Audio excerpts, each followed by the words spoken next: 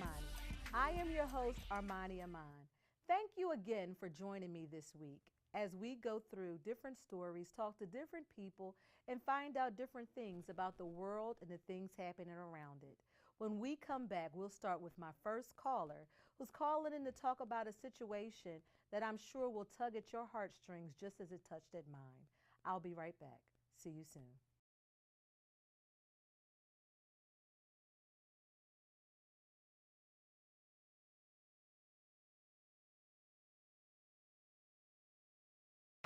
Welcome back to A Talk with Armani. I have a very special young lady on the phone waiting to speak with us about a cause that I'm sure will tug at your heartstrings. It's amazing how much we take for granted, especially as parents. We talk all the time about how our children may not appreciate us and all that we do. But what if something happened and we were not able to connect with our child?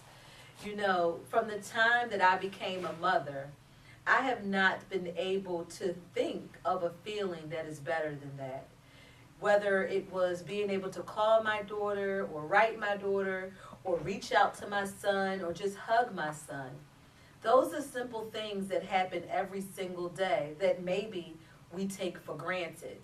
But when you're in a situation when you've been separated from your parent or your child, that's not something that you can take for granted. Apparently, there are people, millions of people around the world, who has been displaced from their family, whether or not it was voluntary or involuntary, whether or not you gave your child up for adoption or had them ripped from your arms, you want to reconnect. Unfortunately, there are not enough resources around the world to assist. The lady that I have on the phone right now is Jamie Lane. She recently started RestoringHopeCommunity.com, which basically is a piggyback off of her original LLC, Restoring Hope. And this particular organization goes a long way to trying to restore families and hope to our community. Jamie, welcome. Hello, hi everyone. How are you? I'm wonderful. How about you? I just want to say thank you for giving me this opportunity to put my forum out there of restoring hope and just helping community people in the community reunite and reconnect with their families. Right. Well, it's amazing what you're doing. It's really amazing. When I think about from the time that became a mother, you know, how important, you know, that child was to me now, and is still to me. And even now, you know, when you're 19 and 20 years old, you still want to party, you still want to have fun. But all these years later, it's like I couldn't imagine doing anything else. And it's amazing how there's so many families that have been broken up and they still have no idea where one or the other is. Yes, I totally agree with you. My forum basically is an avenue for families to reconnect, whether it be a parent with a child with a parent, just mending bridges and fences and bringing families back together so that they can be united. A lot of times we take for granted, as you stated, the roles that we play in each other's lives. And whether it's a voluntary or involuntary act, as a parent, we want to make the best choices for our children. And for that is how I started my forum. Right. And when we talk about voluntary, we're talking about giving your child up for adoption. But just because you've given your child up for an adoption doesn't mean that you don't still think about them, that they don't cross your mind, that you may still want to make sure that they're okay or just know that they're getting along fine. So your forum actually helps people because it's not illegal. There's nothing wrong to, you know, go on and drop a message, and they can even post pictures if they wanted to, correct? Absolutely. You can post pictures, you can email, you can jot down a little note. You can it's various ways on the website that people can reconnect. I want to make it as simple and as easy as possible for people to reconnect with their family and their loved ones. Right. So there's no pressure. And when we talk about involuntary, voluntary. We're talking about maybe, government assistance might have came in, government agencies might have came into play, or whatever, custodial interference. But still, again, I can't stress enough how the forum that you've come up with restoringhopecommunity.com, is completely voluntary. So there's nothing, like, I don't want people to think, mothers, if you gave up your child and you just want to know what's going on, go to restoringhopecommunity.com, post your story, write a blog, post a picture, and maybe somebody will see it and reach out to you. And the same thing with children. If you know you've been adopted, or you know that you were put in the system and you want to connect with your birth family, there's no harm in writing a letter, putting a post up, putting up a picture, and reaching out. You're not breaking any laws, you're not breaking any rules. It's not going to circumvent any agreement. It's just an open forum that is public for people that have gone through separation to reconnect. Absolutely. I couldn't have said it better myself. You said everything that I wanted to say. You accomplished my mission statement. You said it all.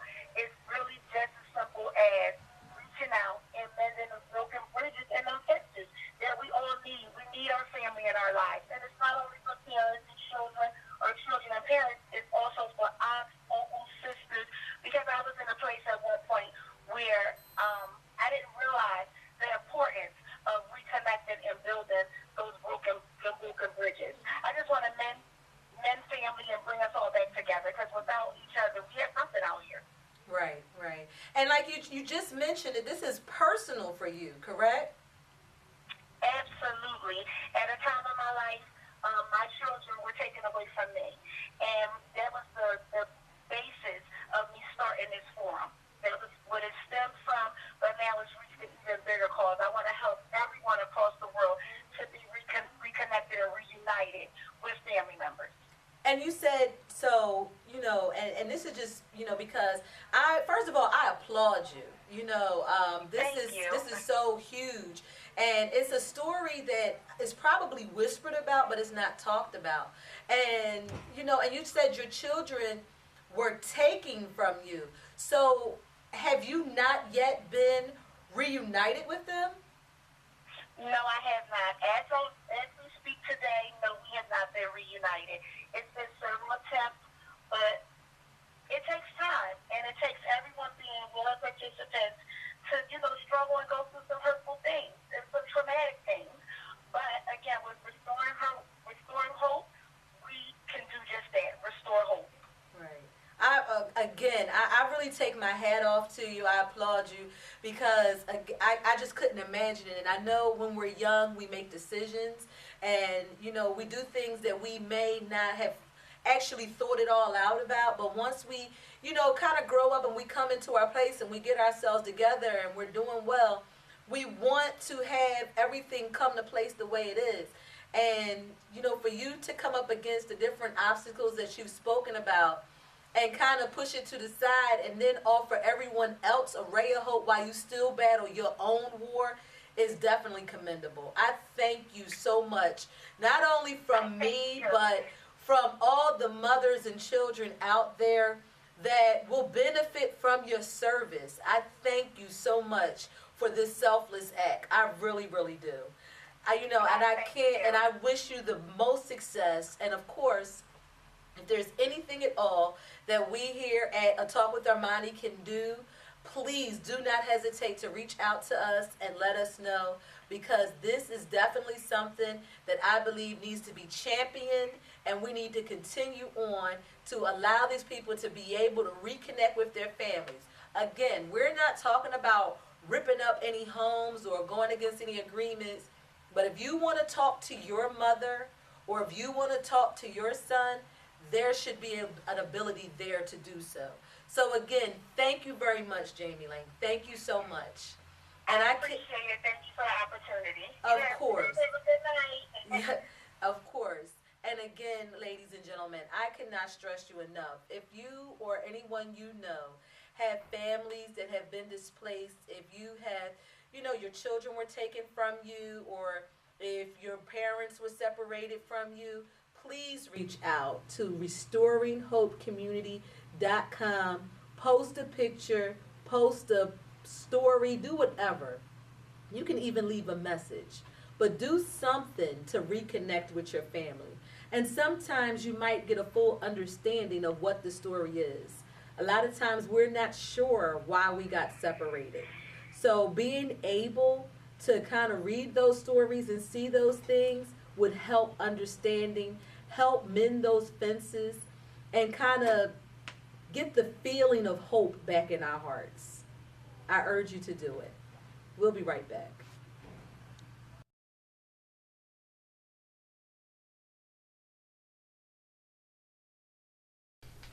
Hi, and welcome back to A Talk with Armani. This is the part of our show where we pick a hot topic and we go over it. And this topic has been sent in to us from one of our many viewers. And again, you can send a topic in for us to discuss either by going to our website, which is www.atalkwitharmani.com, or you can even call 1-855-7-ARMANI and leave the topic, and we will go over it and review it to have it discussed on air. Today's topic is domestic abuse, and here to talk about that with me is accomplished actress and producer and writer Dalyara Akanda. Did I say it right? I didn't mention your name. Dalyara Akanda. So, again, you've been doing a lot of different projects, and some of your projects that you do kind of hit close to home, and the last project you did was just that. You want to go in a little bit about it a little bit? Yeah, I've worked on a film. It's called The Last Time. Okay. And The Last Time basically has to do with domestic abuse. The executive producer and writer for the film was in an abusive relationship. Okay. And that's how it actually came together and got started. Okay. So it did. You know, you see a lot of women going through this every day in 2016. You know, and I'm sure men go through it too. We don't want to exclude them. So the project, which was called The Last Time, it's set back in Today. In today's time, yes. So basically, okay, so I just want to be clear. Yes. And you out there, please forgive me if it seems like I'm a little stunned, or tongue-tied, I am. So you just did a project that was written and produced by a domestic abuse survivor. Yes. But the time period was today, the 2000s, this millennium. Correct. Wow. Are people really still engaging and, I guess, fostering domestic abuse? And the reason why I say that is because, you know, okay, in the 60s and the 50s, there wasn't so many outlets and resources as it was to get away. Yeah, you weren't even allowed to talk about what goes on at home stays in home. Right. You know? So, but now you're saying that this is still something Today. that is. So the person that wrote in for the topic wanted to know, was there different types of domestic abuse? You know, she said that her husband doesn't hit her, but he constantly calls her names and talks about her and says different things, and she's put on a little bit of weight, so he's talking about her size and, you know, calls her ugly and stuff. Is that domestic abuse? And, you know, yeah, it's Absolutely. abuse. You know, to me, I think we get so caught up in sticks and stones may break my bones, but names will never hurt us. But the names do hurt. Oh, absolutely. Emotional abuse would be kind of on the same level. Just because you don't have the bruises on your face, the bruises are inside of you. You know, and that can lead you into depression. It could lead into suicide. It could lead into so many hurtful things for you. You know what I mean, as a person. And we have so many resources today to kind of, you know, let out steam, get help, get away. protect anything. How could someone stay? Like in this day and age, you've got Instagram, Facebook, all kinds of social media. You know, if you post a picture and you've got a black eye, aren't people coming and knocking down the door and saying, wait a minute, my sister is obviously in trouble. How does this continue on? That's my biggest thing. Like, there wasn't social media back then. There, you know, parents and wives and husbands, they moved away from their pedestrian families, so there was no one to come rescue them. But now there's so many different ways to cry for help. How do people stay? You sympathize. You sympathize with your abuser. You try to make excuses for them. You try to say, well, this person loves me, you know, but how could someone who loves you treat you that way or hurt you? But we sympathize. We say, oh, it was an accident. It was a mistake. He won't do it again. An accident over and over and over again? And over again. And the first time you forgive, you've obviously opened a gateway to forgiveness of more. Right, of course. You know, I don't, it's puzzling to me. A couple years back, I went through a situation where I saw the person that I was with potentially get violent. I saw the potential danger in them, and I left. You know, to me, it just took the warning sign of a slam fist or a grabbing of my arm, and they physically tried to like toss me to the side without any provocation. It was just a thing where we were having words, and which people will do in a relationship or not. You'll have an argument or words, and it gets heated. The moment you feel as though you want to raise your hand or put your hands on me is one thing, but when you cross over that line and actually do it is something totally different. Yes. You know, and I don't understand how you can think at that time, once you are slapped or punched or kicked or even, oh my gracious, I've read a story where this woman says that her boyfriend, not her husband, her boyfriend spit on her. Like, just spit. He just spit on her. And it's like, oh my God. Yeah. And these are things that are happening now. And people, but I don't know what to do. And, you know, and one of the most important stories or most important things that I hear, not even important, the common thread that I hear is, what will I do after them? Yeah. Live. Survive. Yeah, or they sympathize. You know what I mean? That's the whole problem. It's like, you sympathize, you forgive. A lot of women think that, oh, this is my fault. I did this, so this made him do this. You know, he was tired and I got on his nerves. You know what I mean? You make an excuse for that person. We have a saying overseas, if he hits you, that means he loves you. Oh, wow. If he hits you, that means he loves you. And I swear to God, I tell people this all the time, like, it's a saying that was created to calm women down. Right. Because if he hits you, he does not love you. Right. Exactly. And it's a shame because I know that as we were growing up and our parents was growing up, we were kind of taught, you just stay through it all. It doesn't matter. You stand by your man. And again, we're focusing on women because it's prominent and it, you know, that women are abused or whatever. But we know that men are also abused. So this is in no way to alienate a man that is suffering abuse. So it's just the focus. I apologize if it seems like I'm just saying that, oh, women get, no. I've seen some men that have actually submitted their stories that their wives abuse them or their husbands abuse them, because abuse does not have any type of anything. It's, whether or not it's in a heterosexual relationship or a homosexual relationship. The bottom line is no one should have to put up with any kind of abuse, whether it is physical or emotional or verbal, anything that leaves a mark, whether or not it's on your face or on your heart, is abuse. And if you need help, any type of help at all, feel free. You can go to my website. It is www.talkwitharmani.com. You can leave a message. You can send a contact. You can just put a post. It doesn't matter what you need to put. Put whatever it is you need to put and reach out. There is help. There is help, and there's no such thing as I don't have any place to go.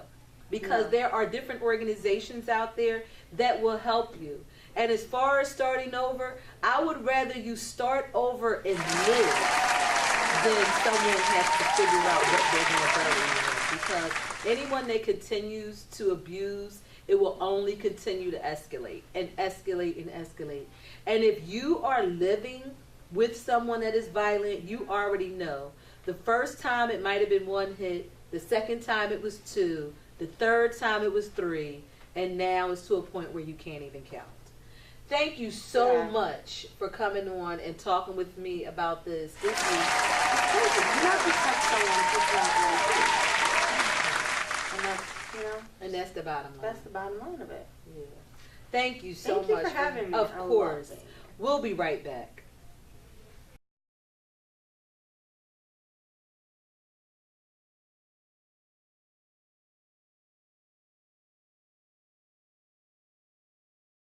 It was a fabulous show. We talked about some amazing topics. And like I said, it kind of tugged at the heartstrings.